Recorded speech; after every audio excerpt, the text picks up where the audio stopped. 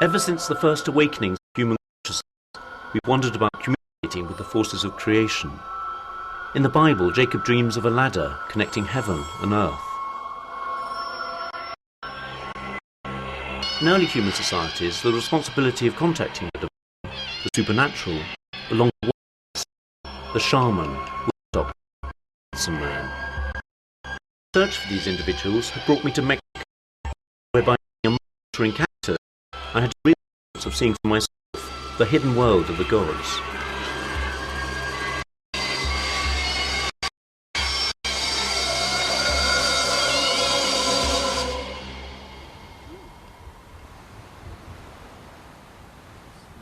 I'm here in the Sierra Madre of northwest Mexico in order to visit the Huichol people, whose shaman eat an hallucinogenic cactus in order to see this normally invisible dimension. And what makes these people particularly special is that once a year the shaman leads ordinary people on this journey. I'm hoping that this year I'm going to be able to join them as they come face to face with their gods. Every year, groups of Huichol pilgrims leave their homes in the Sierra for the arid desert of Huiracuta, a round trip of up to 1,000 miles. This forbidding wasteland is an Eden to the Huichols, a land of gods where their ancestors, the ancient ones, once lived. As long as the Huichols continue to honour the gods and make the pilgrimage, the sun will rise and the rain will fall. If they fail, their world and ours will cease to exist. The key to this relationship is an hallucinogenic cactus called Peyote. Only when it's been found and eaten in the desert will the pilgrims be able to communicate with the gods. Once, the earth was cold, dark and barren. The mother creator of all things, our grandmother Takutsi, told the ancient ones about the Peyote, which would teach them how to bring the rains that enabled the crops to grow and life to flourish. Peyote brings on the ecstatic state necessary to speak with the gods, but it also has its own power. It revealed to the ancient ones that they were part of an interdependent universe. The visions brought on by eating peyote transport pilgrims today back to a time and place where the ancestors could communicate with everything else in creation.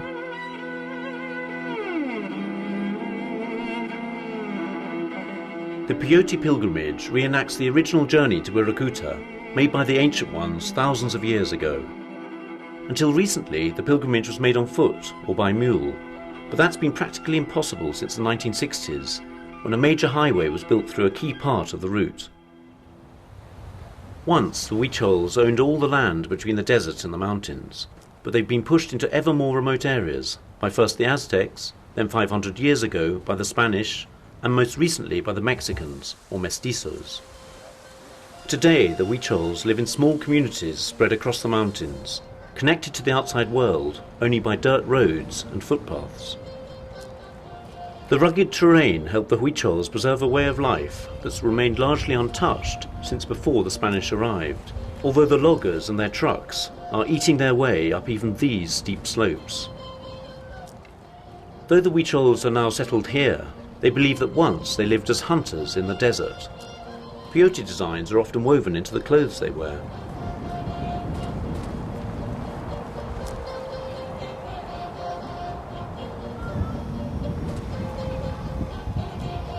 Since there isn't enough food to sustain them all year, many Huichols are forced to leave home to work in tobacco plantations on the coast.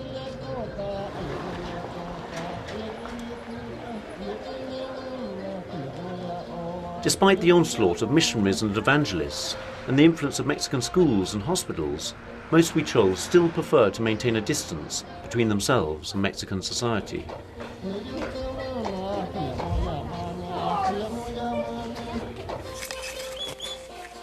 I'd been introduced to a remote village considered one of the most traditional of all Huichol communities. Life revolves around the growing and harvesting of maize, the basis of Huichol diet. Maize, vital to physical sustenance, is closely associated with peyote, the sacred cactus. The peyote hunt can only take place during the months between the maize harvest and the sowing of the next season's crop.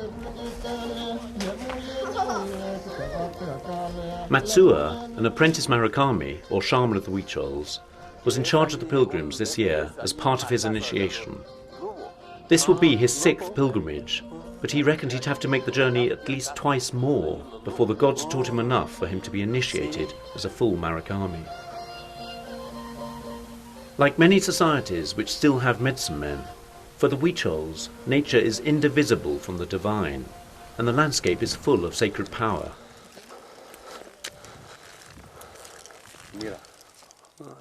Wolves are important animals because they're supposed to have taught the Huichols how to hunt. Matsuo took me to a shrine dedicated to them. Los cantadores dicen nomás que dice que el compañero del juego, los lobos.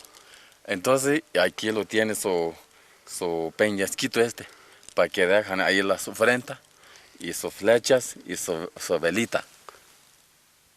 It's impossible to say just how many gods the Huichols have, because every bush, every stone, is imbued with sacred energy. Grandmother Takutsi gave everything a life force, a soul, and humans have a responsibility to respect her creation. That creation, and the Huichols' relationship to it, is often depicted in yarn paintings. The most important animal is the deer, our elder brother Kayumari, the intermediary spirit between humans and the gods. Only where Kayumari treads does the Peyote grow. Given the responsibility of maintaining harmony between the gods and humans is the Murakami, who is chosen by the gods for this role. Porque nosotros vamos yendo a visitarlo y dejar las ofrendas, entonces ya ellos ya nos dicen cómo qué es lo que va a pasar, y si fue bien o no fue bien, o faltó algo, y qué pasó, y cómo vamos a andarlo, y vamos a andar bien, o va a llover bien, o no, ahí es nada más, y por eso vamos ahí. Led by Matsuo and 3 full Murakamis who'd had dreams telling them to begin, we set off across the Sierra. Those left behind in the village would keep fires burning during our absence, and in their bags the pilgrims carried the prayers of their families, in the form of offerings to be left at sacred sites en route. We travelled in single file and in strict order, representing the gods, or allocated specific roles, such as teacher, policeman, or judge. In effect, we were recreating a mini-society for the duration of the pilgrimage.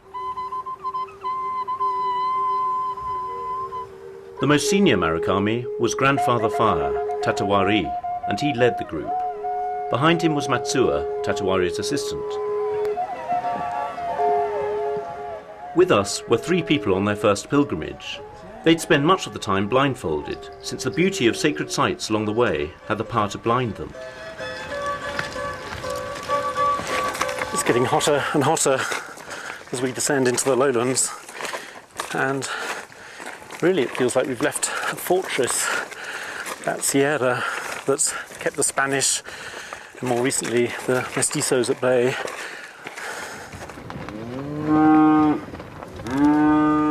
But there was evidence everywhere of how times had changed.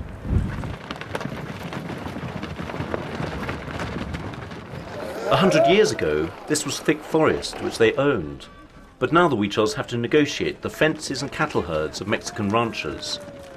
This set a pattern for the rest of the pilgrimage. Many of the sacred sites on the way are now on land owned by farmers who refuse access to them.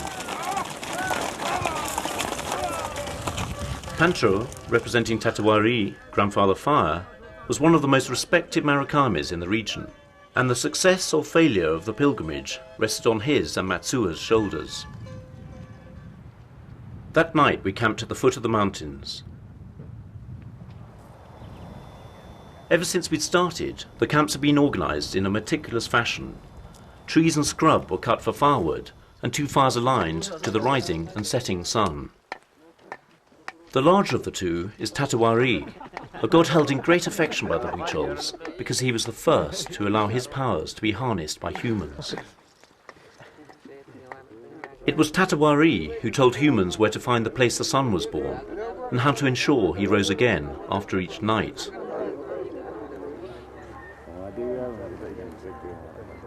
To this day, the Huichols greet the rising sun with candles and prayers in thanks for the blessing of light and heat that he brings.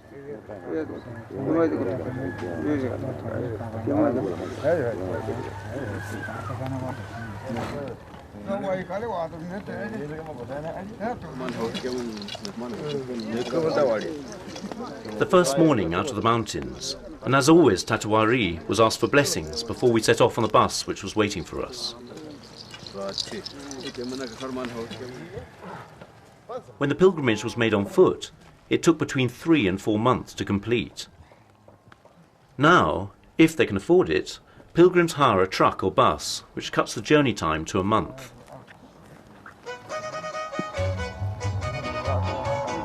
Before they get near the desert and the sacred Peyote, the pilgrims must prepare themselves thoroughly. Wirrakuta is seen as a paradise where the divisions of human life, man, woman, old, young, life, death, do not exist.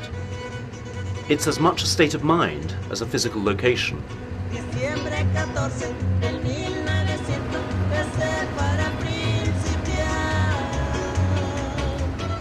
In order to enter it, the pilgrims have to be pure. We'd kept our food intake to a minimum since we'd left the village, but everyone in the group also has to confess all the sexual sins they've committed since the last pilgrimage. It wasn't something I was looking forward to. For those Huichols on the pilgrimage for the first time, it's even harder. At a particular sacred site, now the border between the states of Jalisco and Zacatecas, the primeros must confess everyone they've ever had sex with. That a road runs straight through seems to matter little to them.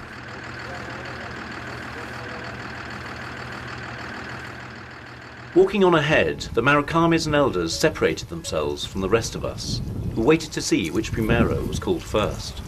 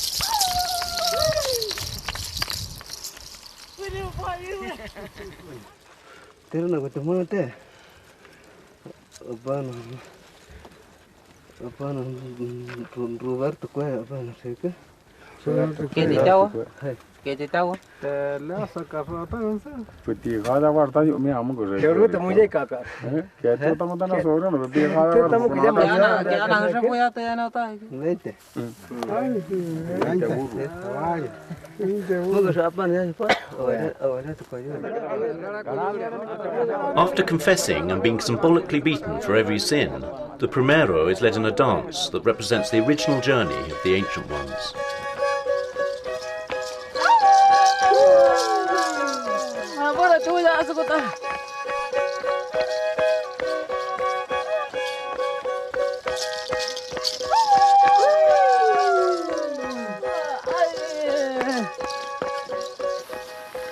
The whoops and cries of the press gang represent the howling of wolves and are intended to lighten the serious business of confession. As the only woman on the pilgrimage, this primero must have been feeling the pressure. Entonces, los peyoteros tienen miedo porque es necesario confesar. No, para nosotros ya no. Cuando es la primera vez sí hay un poquito de tensión. Sí. Pero ya segunda vez ya no.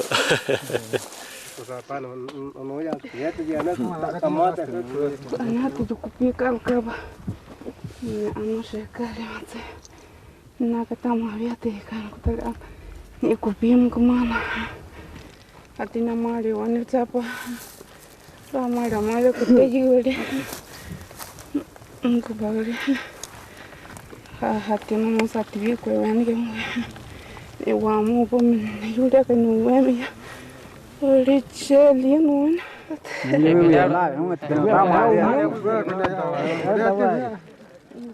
Manera. Itu kasih mutapal mah kau kami kagam. وشيء ما سيجي مدرك متشابتك نارم هو نكيا كم بس أمكن تتوقع Agora eu vou ir já. Daí para falar tá. Okay, es mucho tiempo. ¿Hay muchas confesiones o...? No, no te, la temperatura del Huirrárica es muy, Sí. mucho, muy alto. En mujeres pues es más. Sí. Sí, pues. ¿Por qué?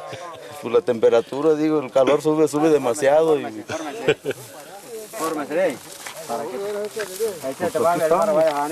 Okay, lining up again.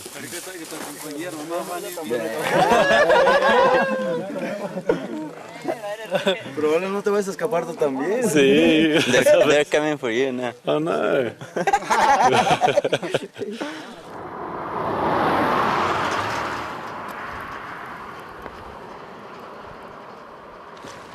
I hoped I got away with not confessing, but unfortunately, Matsuo said everyone else, including me, would have to confess that night. For the pilgrims, it's a crucial stage in the process of preparing to meet their ancestors and gods.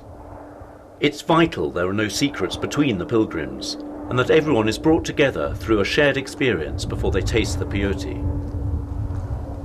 If anyone lies or shows animosity towards anyone else, the peyote will find them out and subject them to torment in their visions. Entonces tamacha tre tanga ngene alike ta ka ayo.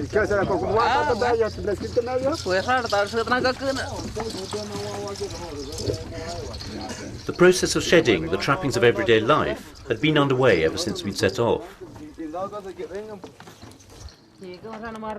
Every spare moment we'd had, one of the elders made us memorize new names for everything around us, so that we could leave the old world behind as we approached Wirikuta.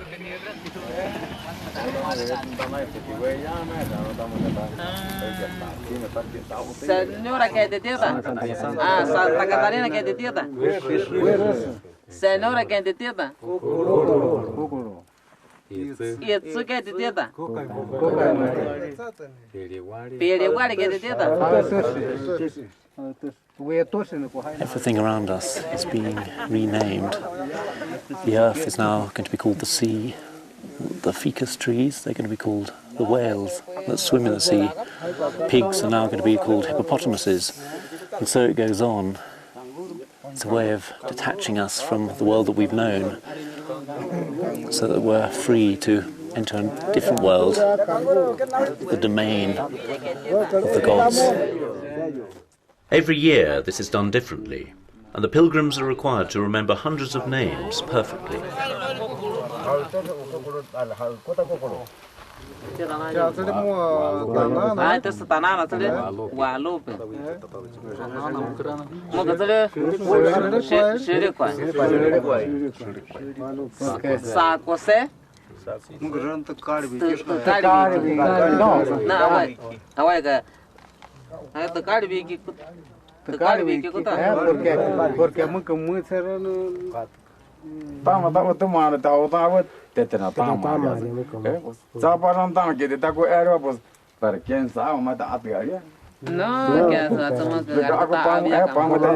más o menos hecho ahí como que me naca más no te recaes pero si para y te alguien nada más que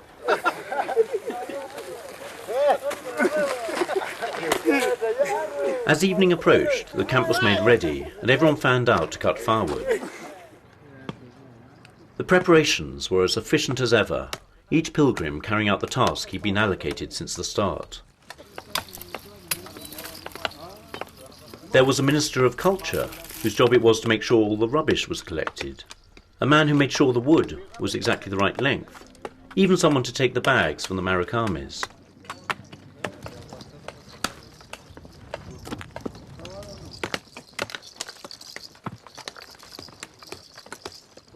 The only thing missing was someone to cook. We were still on minimal rations, a few tortillas and oranges, when we had time to eat. Along with the renaming of the world and the confessing of our sins, this was another way the pilgrims separated themselves from their mortal state.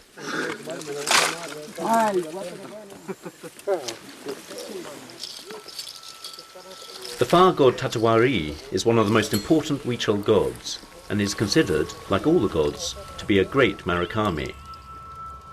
Tatewari knows whether the pilgrims are telling the truth when they confess, and we'd have to confess to him before telling the Marakamis about our sexual sins. The affection with which the Huichols regard Tatewari reflects their past as desert-living hunters. In the scorched wastes, it was the fire that warmed the cold nights, cooked the food, and provided safety from desert animals.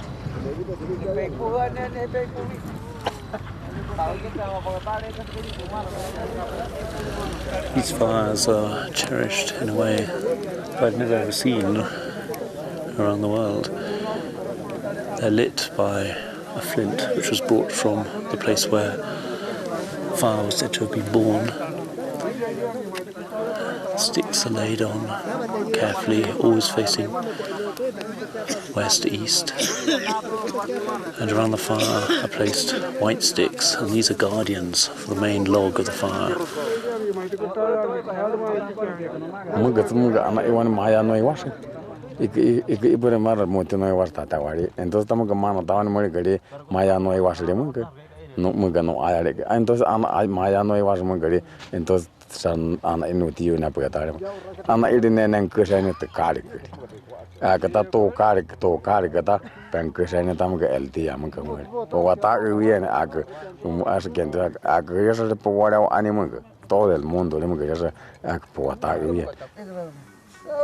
Late that night, the build-up to the confessions began. The offerings brought from the village were laid out. Then Pancho, the head Marakami, began to pray to the gods, calling on them to witness what we were doing in their honor. This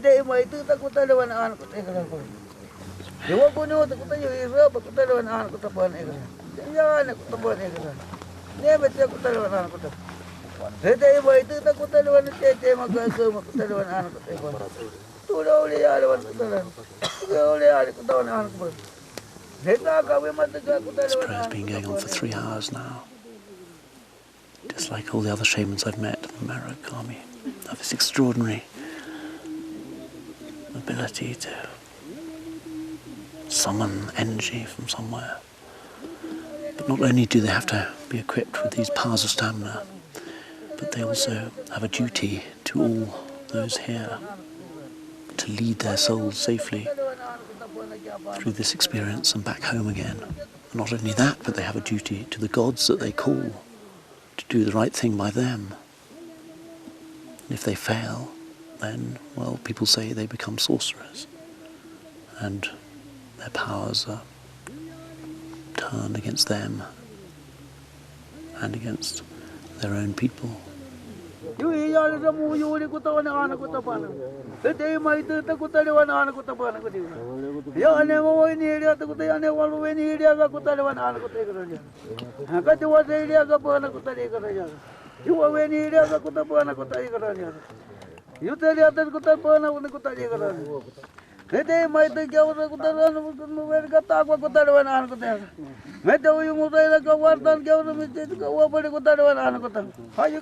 I've been trying to work out what I've got to confess, and naturally it isn't all that much.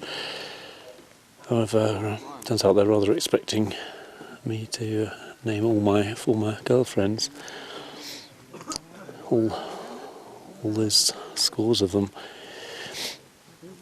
Anyway, I've been walking around wondering what to say in my confession, and I bumped into a lot of people standing around the fire, and they were just doing exactly the same, wondering whether they should mention someone or other's sister and someone else's mother.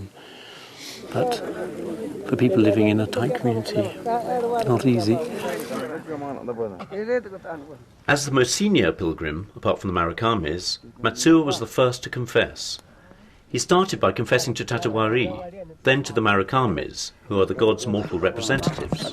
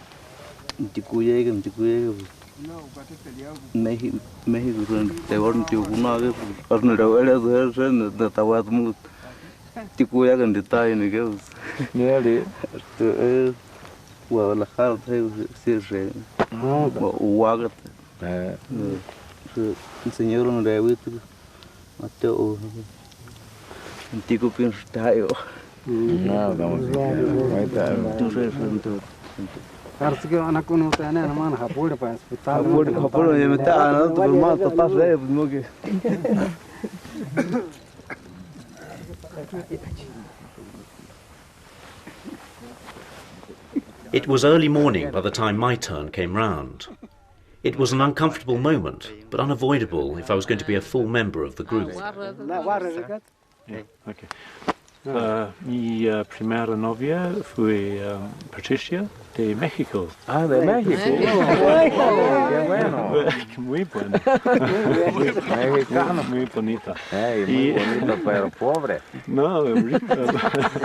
Mucho dinero. Y después otra inglesa, se llama Joe.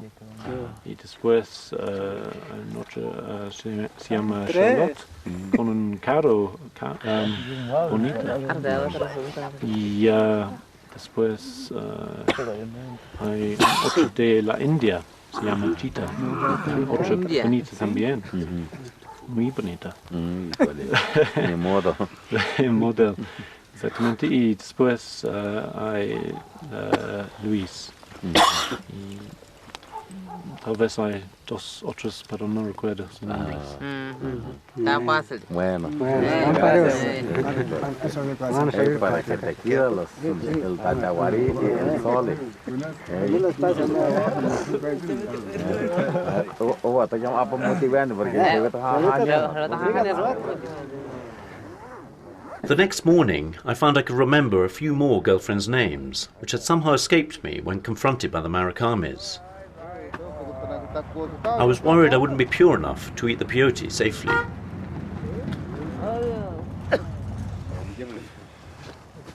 But the mood in the camp was very different. The confessions had helped bring us together, and I was suddenly taken fully into the group. We were almost ready to face the desert and the eating of the sacred peyote.